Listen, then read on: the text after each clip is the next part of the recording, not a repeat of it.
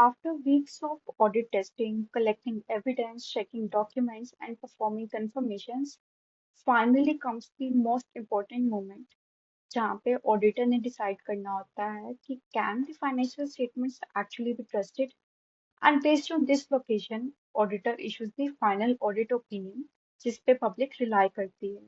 So this is the final stage of the audit process, forming audit opinion and issuing audit report.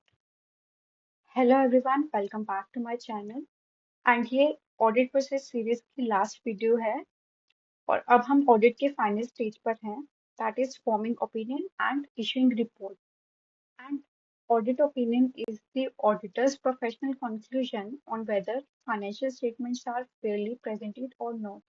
तो auditor finally conclude करता है अपने audit procedures को and decide करता है कि जो कंपनी की फाइनेंशियल स्टेटमेंट्स है वो फेयरली प्रेजेंटेड है या नहीं according to the financial framework. ठीक है, तो इसमें ऑडिटर रीजनेबल एश्योरेंस देता है. ठीक है, तो बेसिकली ऑडिटर पब्लिक को ये कम्युनिकेट करता है कि फाइनेंशियल स्टेटमेंट्स रिलायबल हैं या नहीं.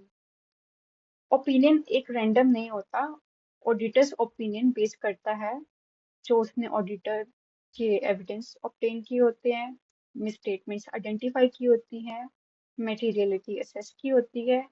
ठीक है, या फिर जो भी उसने इंटरनल कंट्रोल्स की अंडरस्टैंडिंग ली होती है और बाकी के प्रोसीजर्स परफॉर्म किए होते हैं. मोस्ट इम्पोर्टेंटली ऑडिटर कभी भी absolute assurance that means 100% guarantee नहीं देता about the financial statements, because उसमें हम सैम्पलिंग यूज करते हैं, जजमेंट्स इन्वॉल्व करते हैं. ठीक है, fraud can be concealed easily और वैसे भी इनहेरेंट रिस्क के कारण. एंड जितना टाइम ऑडिटर के पास अवेलेबल होता है ऑडिटिंग की टेस्टिंग करने के लिए, वो उस टाइम में सिर्फ सैंपल टेस्टिंग कर सकता है, हर एक ट्रांजैक्शन को डिटेल में टेस्ट नहीं कर सकता. ऑडिटर चार टाइप्स के ओपिनियन दे सकता है. First one is unmodified opinion.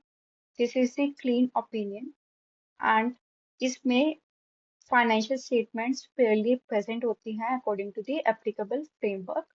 ठीक है, ये ऑडिटर तब इशू करता है जब उसने सफिशिएंट एविडेंस ऑब्टेन किए होते हैं और कोई ऐसे मटेरियल मिसस्टेटमेंट्स नहीं होती और जो भी अप्रोप्रिएट फ्रेमवर्क होता है वो प्रॉपरली फॉलो किया होता है.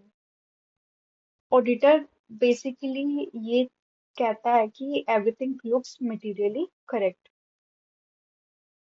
क्वालिफाइड ओपिनियन मीन्स कि overall financial statements are okay but एक स्पेसिफिक इशू एग्जिस्ट करता है एंड इस इशू का reason may be material misstatement भी हो सकता है या फिर स्कोप लिमिटेशन भी हो सकता है.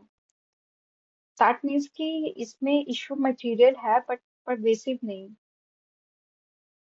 परवेसिव मीन्स कि जो भी प्रॉब्लम है वो फाइनेंशियल स्टेटमेंट्स के मल्टीपल अकाउंट्स को अफेक्ट कर रही है.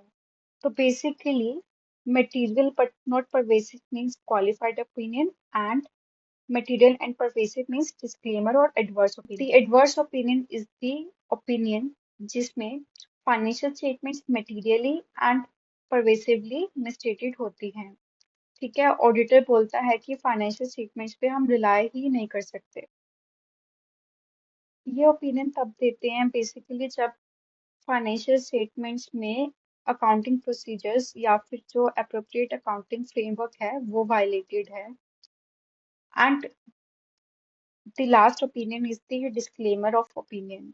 ठीक है, इसमें ऑडिटर है वो ओपिनियन ही नहीं प्रोवाइड करता बिकॉज उसके पास सफिशिएंट अप्रोप्रिएट एविडेंस ही नहीं होता जिसके बेसिस पे वो कोई ओपिनियन दे पाए. अगर हमें बहुत ही बेसिक लैंग्वेज में समझना है तो unmodified means कि auditor के according everything is okay. Qualified means everything is okay except for some small major issue. ठीक है, and adverse means statements are unreliable and disclaimer means कि no conclusion is possible. Auditor फिर auditing report create करता है and उसको issue करता है. Basically एक standard audit report involved होती है but it can vary basis on the opinion given. तो स्टैंडर्ड रिपोर्ट में टाइटल होता है, एड्रेस ही होता है कि किसको ये ऑडिट रिपोर्ट हम एड्रेस कर रहे हैं। It can be share holders और बोर्ड। ठीक है। और उसके बाद हम ओपिनियन सेक्शन होता है कि जिसमें हम अपना ओपिनियन क्लियरली स्टेट करते हैं। बेसिस फॉर ओपिनियन होता है कि हमने वो ओपिनियन किस बेसिस पे दिया है, कि सफिशिएंट एविडेंस के अकॉर्डिंग, एंड जो बाकी की अदर टर्म्स होती हैं।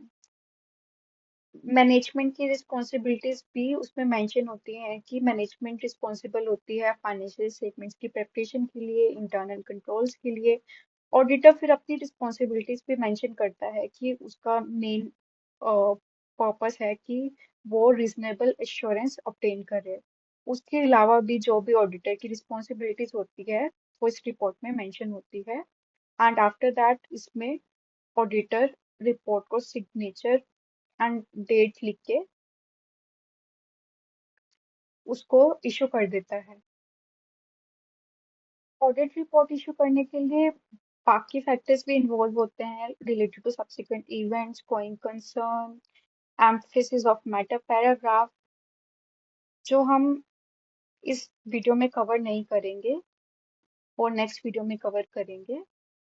सो बेसिकली अभी हम एक कंप्लीट ओवरव्यू समझ चुके हैं कि how audit is performed, audit process कैसे स्टार्ट होता है एंड कैसे एंड होता है।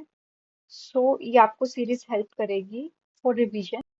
अगर ये सीरीज आपको हेल्पफुल लगी तो please like and subscribe, and also don't forget to share it with your CPA friends.